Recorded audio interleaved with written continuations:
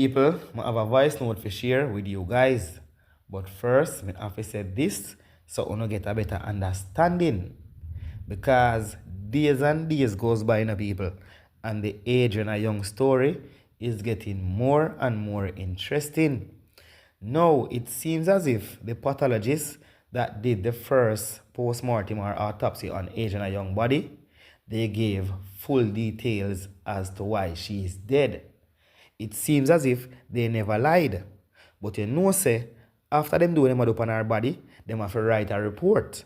And after them write the report, somebody have to get the report and make it known to the public what is on the report or what the report said.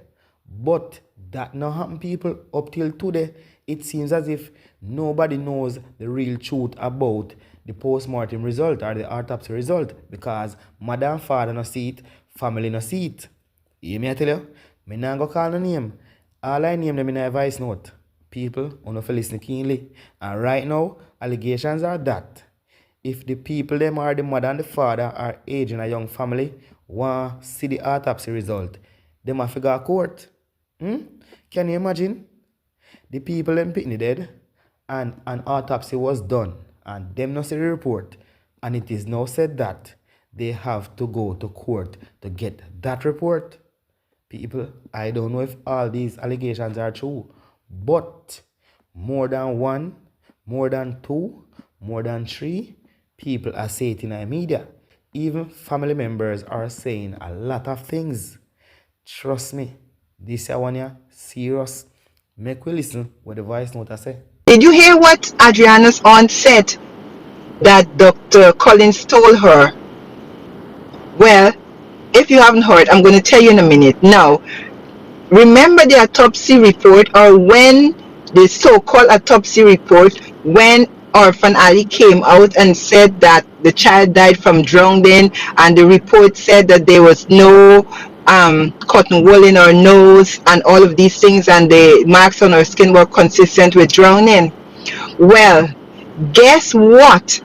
Dr. Collins himself admitted to Adriana's aunt that he took some cotton wool out of the girl's nose, and when he took the cotton wool out, there was bleeding in her nostril. Just think about all of this that is happening, because first the report says that there was no cotton wool in her nose and the marks on her skin was from drowning. Now he is said to her aunt, after the mom said to him, I saw you take cotton wool out of my daughter's nose, and he denied that. Now he said to the aunt that he did take some cotton wool from the child's nose, and there was blood, and the blood was consistent with drowning.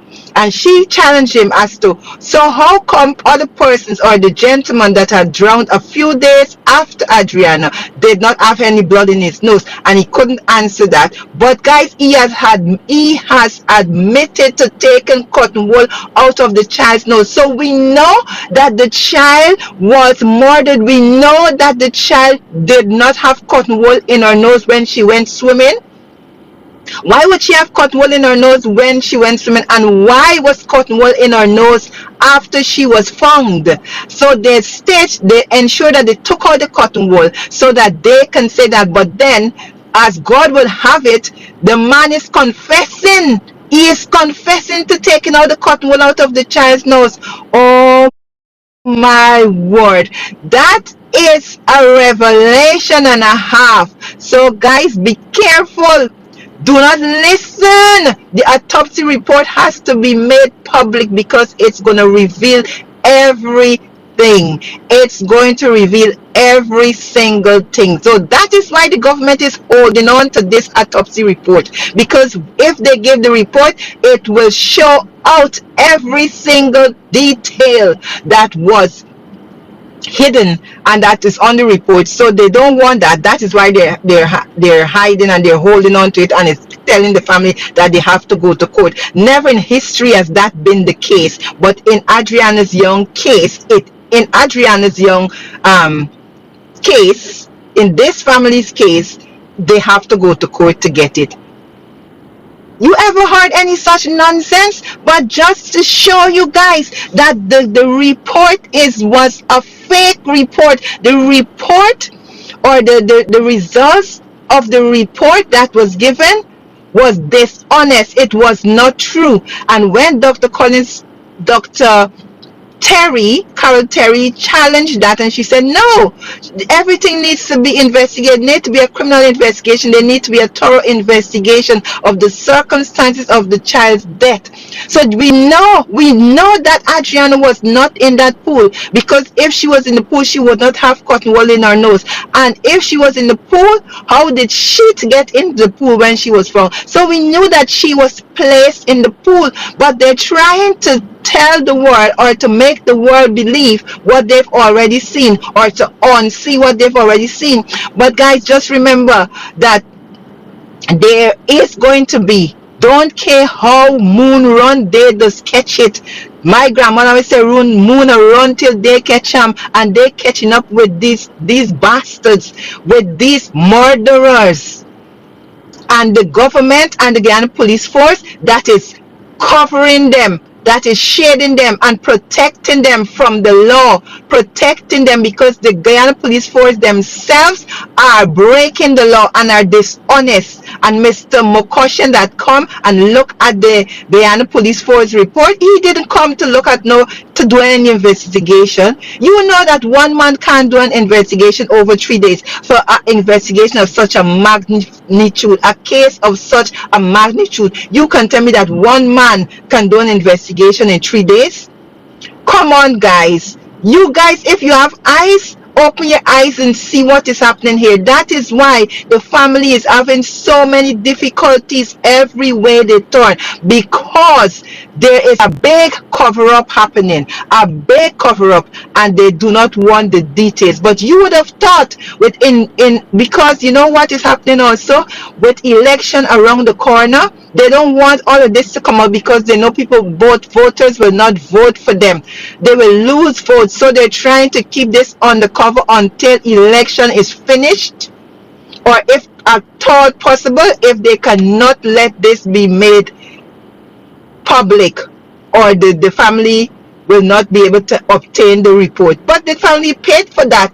They paid for the lawyer to come, and they paid for that report, so they should not have to go to court for it. It should be handed to them. But because Darren Wade is so malicious, because he was in with the covering up of the autopsy with the girl's murder, and the family dropped him, he gave the report to the government. If it was supposed to be in the government hand, why didn't Dr. Collins give it to the government or the Guyana police force? Why did he give it to Darren Wade? But the Guyana police force, why was we trust that? We can't trust that. We cannot trust the government. We cannot trust any organization that is connected to the Guyana government, because they're the one pulling the strings. They are the one that are giving the orders what to do.